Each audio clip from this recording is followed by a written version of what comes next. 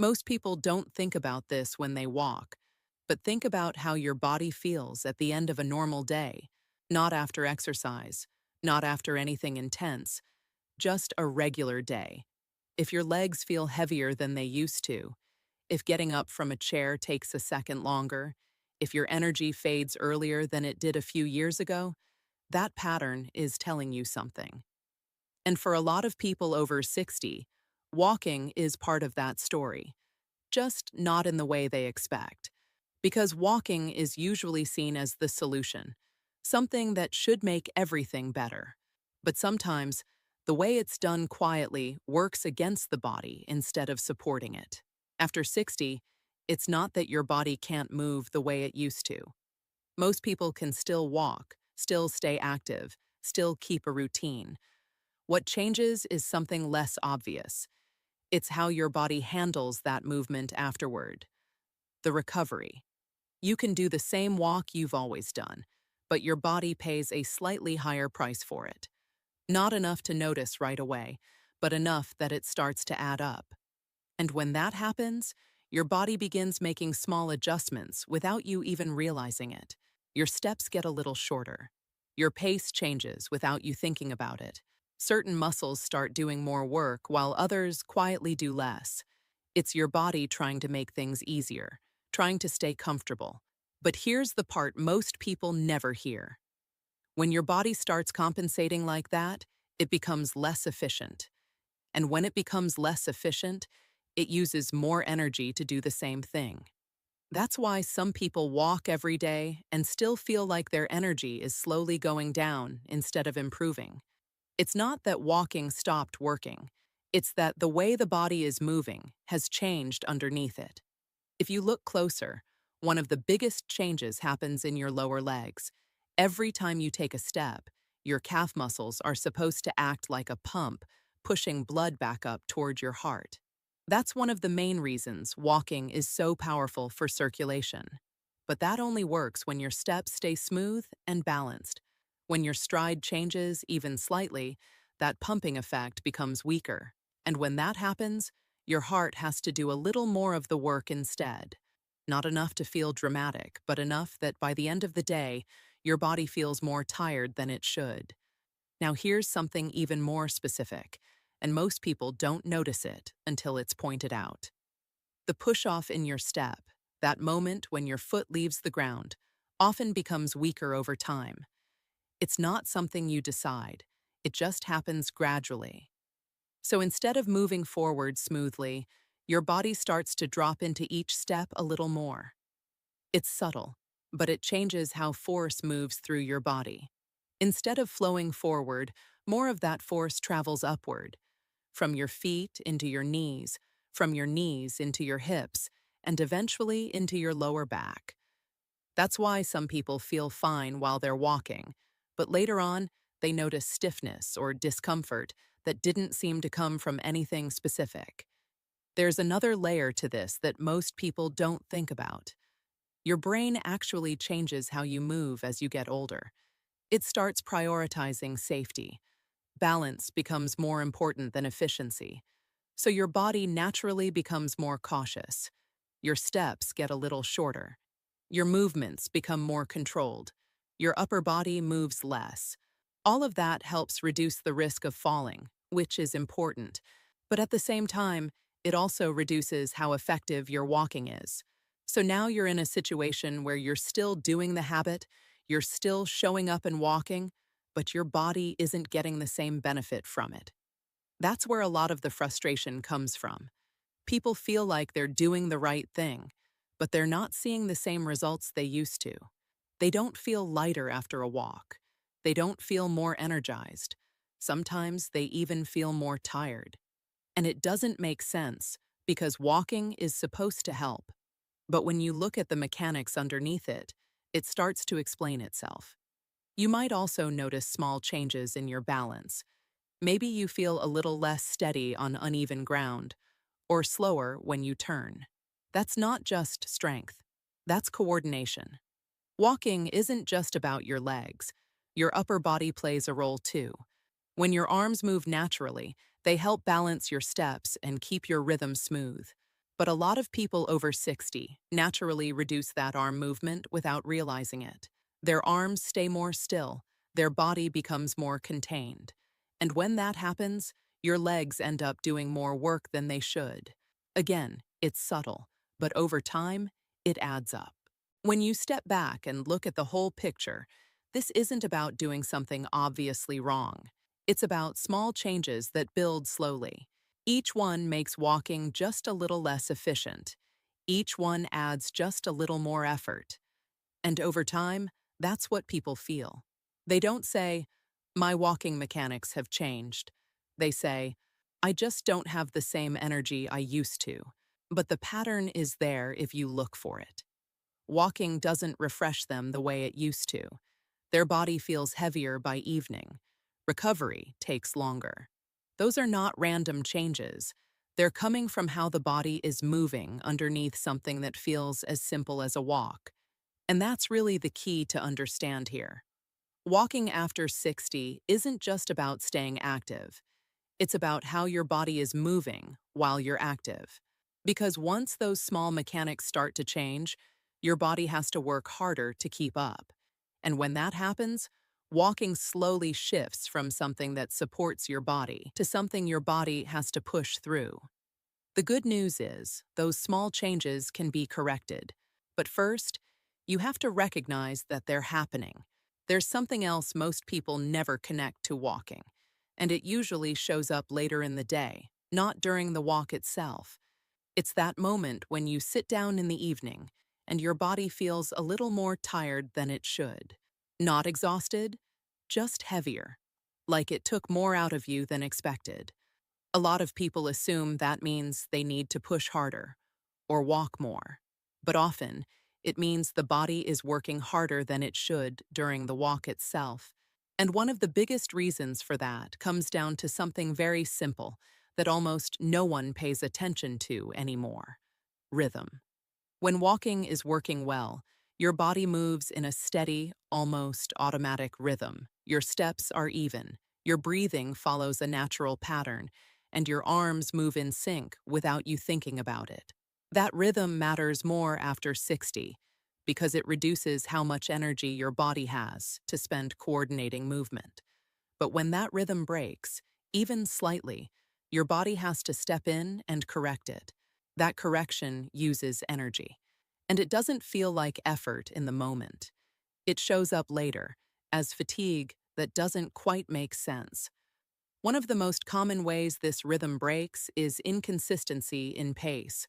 Many people don't walk at a steady speed anymore. They speed up for a few steps, slow down, adjust, stop briefly, then start again. It often happens without thinking, especially if you're walking in a busy area or checking your surroundings. But each time your pace changes, your body has to adjust again. Your heart rate rises and falls. Your muscles tighten and release in uneven patterns. Over time, that stop-and-go style of walking creates more internal work than a steady, moderate pace ever would. That's why someone can walk for the same amount of time but feel more tired simply because their pace was inconsistent. Another detail that quietly affects this is how your body distributes weight from step to step. Ideally, your weight should move smoothly from one foot to the other, almost like a gentle transfer. But many people over 60 begin to favor one side slightly. It might be from an old knee issue, a hip that feels a bit tighter, or just a habit that developed over time. You don't feel it clearly, but your body does. One side starts taking more load than the other. And when that happens, your muscles have to compensate to keep you balanced. That imbalance doesn't usually cause immediate pain. It shows up as fatigue, especially later in the day, when the body has been managing that uneven load for hours. Now here's something even more subtle.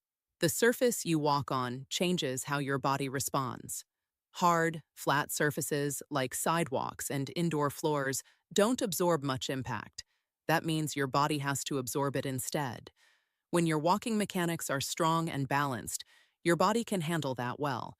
But when those mechanics are slightly off, that impact travels upward more than it should.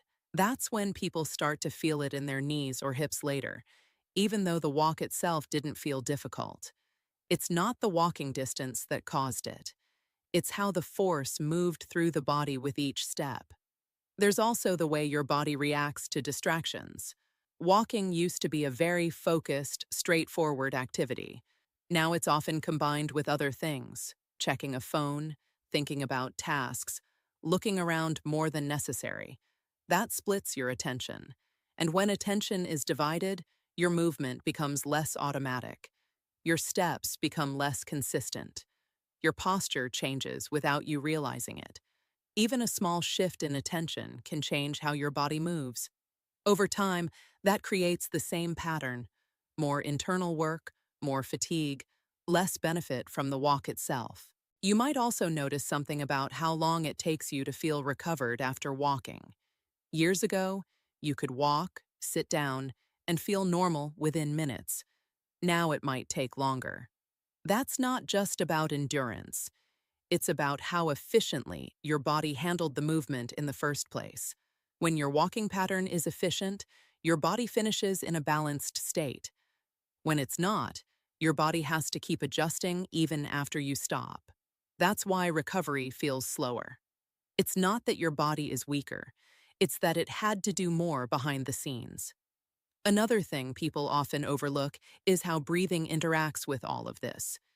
If your breathing becomes slightly irregular during a walk, even without you noticing, your muscles receive oxygen less consistently. That forces them to rely more on short-term energy sources, which fatigue faster. Again, you don't feel this as a clear problem during the walk. You feel it afterward as a kind of drained feeling that doesn't quite match what you did. Smooth, steady breathing supports smooth, steady movement. When one becomes uneven, the other follows. All of these pieces connect in a way that most people don't realize. It's not one big mistake. It's a collection of small changes that build on each other. A slightly uneven pace, a small imbalance in weight, a bit less attention to posture, a change in breathing, a harder walking surface. Each one adds a small amount of extra work, and over time, that extra work becomes the difference between a walk that supports your body and one that quietly drains it. What makes this important is that most people don't change their walking habits because they think they're doing it right. They're consistent. They show up. They put in the time. But if the movement itself isn't efficient, the body doesn't get the full benefit. And that's where frustration starts to build.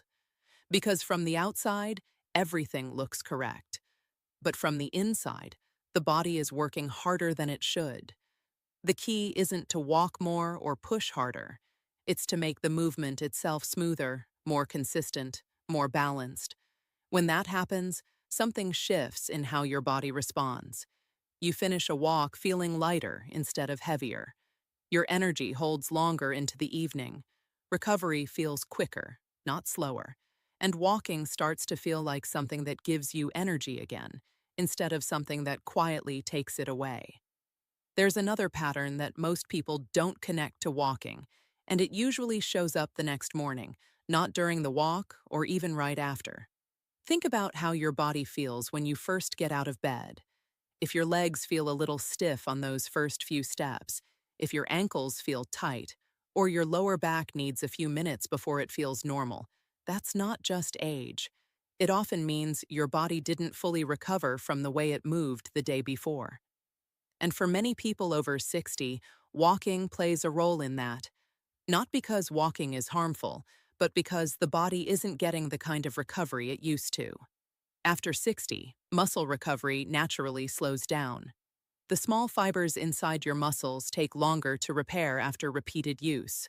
Your joints also depend more on circulation to stay comfortable, and that circulation depends on how well your body moved during the day. If your walking pattern was slightly uneven, if certain muscles did more work than others, your body carries that imbalance into recovery. That's why stiffness often shows up in the morning. It's not caused by one moment. It's built from repeated movement that didn't quite reset overnight. Hydration is another part of this that many people overlook. As we get older, the body's sense of thirst becomes less reliable. You may not feel dehydrated, but your muscles can still be working with less fluid than they need. When that happens, muscle tissue becomes less flexible, and joints don't move as smoothly. During a walk, that creates slightly more resistance with every step. You don't notice it clearly at the time, but your body feels it afterward. That's one reason why some days feel harder than others, even when nothing obvious has changed. Muscle engagement also begins to change over time. When you were younger, your body naturally used a wider range of muscles during a simple walk. Your hips, your glutes, your core all work together without you thinking about it. Over time, especially if movement becomes more repetitive, the body starts relying more on smaller, more immediate muscle groups. That means certain muscles take on more work while others contribute less. This doesn't always cause pain right away. It shows up as fatigue, or as that feeling that walking takes more effort than it used to. You might notice this when walking uphill, even on a gentle incline. It doesn't necessarily feel dramatically harder, but it feels less smooth. That's often because the muscles that help stabilize and push your body forward aren't engaging as fully. So your body adjusts again, using what's available. And once again, that increases the internal workload. The more your body compensates, the more energy it uses, and the less efficient the movement becomes. Your joints are affected in a similar way. They rely on movement to stay nourished. The fluid inside them circulates when you move, helping reduce friction and keep surfaces comfortable. But that circulation depends on consistent, balanced motion. When your walking pattern becomes uneven, that fluid doesn't move as effectively. Over time, that contributes to stiffness, especially in the knees and hips. That's why some people feel like they need to get going before they feel normal. The body is trying to restore what didn't fully happen the day before. Another detail that matters is what happens after your walk. Many people finish walking and then sit for long periods, especially later in the day. When that happens, the circulation you just stimulated begins to slow again. Fluid settles, muscles tighten slightly, and the benefits of the walk don't carry forward the way they could. That doesn't mean you shouldn't rest. It just means the body responds better when movement doesn't completely stop for long stretches right after activity. When you look at all of this together, a pattern becomes clear. The way you move during your walk affects how your body recovers afterward. And that recovery shows up the next morning in ways that feel familiar, but aren't necessarily ideal. Slight stiffness, slower movement, a sense that your body needs time to loosen up. Most people accept that as part of getting older, but very often it reflects how the body moved and recovered the day before. The important point is this: none of these changes mean you should stop walking. Walking remains one of the most valuable habits you can have after 60. But it's not just about continuing the habit. It's about making sure your body is truly benefiting from it. When your movement is balanced, when your muscles are working together more evenly, when your body has what it needs to recover, walking begins to feel different again. You don't just finish a walk, you carry the benefit into the rest of your day and even into the next morning. And when that happens, something else changes. Your body doesn't feel like it's gradually becoming more tired over time. It begins to feel more stable, more responsive, more reliable. That's when walking becomes what it's meant to be after 60. Not just something you do to stay active, but something that actively supports your body day after day. Now here's where everything comes together in a way most people don't expect. If your walks haven't been giving you the same return they used to, the answer isn't to walk longer or push harder. In many cases, doing more of the same pattern only reinforces the problem. What your body responds to after 60 is not intensity, it's efficiency. When movement becomes smoother, more balanced, and better supported, the same walk starts to feel completely different. Energy lasts longer into the evening. Your legs feel lighter instead of heavier, and that slow buildup of fatigue that used to follow you through the day starts to ease. Start with something very simple the next time you walk. Pay attention to your first few minutes. Instead of stepping out and immediately moving at your usual pace, slow it down on purpose. Give your body time to ease into motion. This allows your muscles to activate gradually, your joints to begin moving fluid more smoothly, and your heart to adjust without being pushed. Most people skip this step without realizing it, but it sets the tone for everything that follows. When your body starts in sync, it stays in sync much more easily.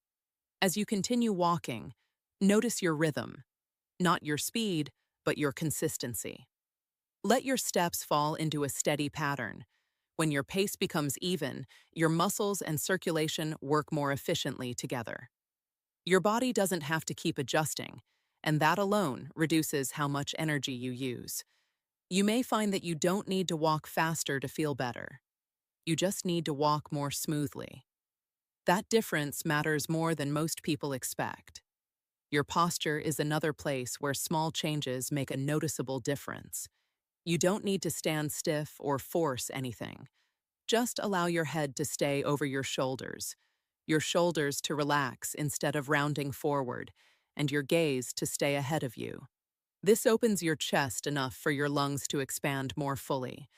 Better breathing supports better circulation, and that helps your body maintain energy instead of draining it.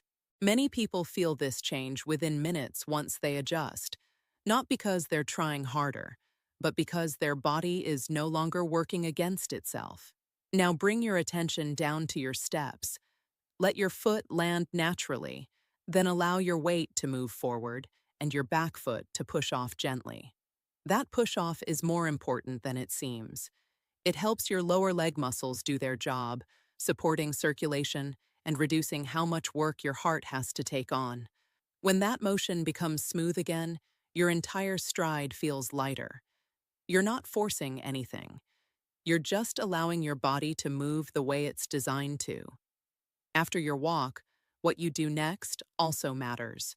Instead of sitting immediately for long periods, try to stay lightly active for a few minutes. Move around, change positions, let your body settle gradually. This helps maintain the circulation you just created instead of letting it slow down too quickly. Later in the day, simple things like staying hydrated and giving your muscles a little movement again can make a difference in how you feel the next morning. Recovery doesn't require anything complicated. It just requires giving your body the conditions it needs to reset. When these small adjustments come together, the change is not dramatic in a single moment, but it is very clear over time. Walking begins to feel more natural again. You finish a walk and notice that your energy holds instead of dropping. Your body feels more stable when you move, not less. The stiffness that used to greet you in the morning starts to ease. These are the kinds of changes that tell you your body is responding in the right direction. And that's really the point. After 60, walking is not about pushing your limits. It's about maintaining how well your body moves. When movement stays efficient, everything connected to it improves. Your circulation, your balance, your energy, even your confidence in how your body feels day to day. Walking becomes something you rely on again, not something you question. If there's one thing to take from this, it's this. The benefit of walking doesn't come from how much you do. It comes from how your body experiences it. And when you make these small adjustments, you're not changing the activity. You're changing the way your body responds to it. That's what allows walking to keep supporting you, not just now, but in the years ahead. I hope this was helpful. Stay healthy, and I'll see you in the next one.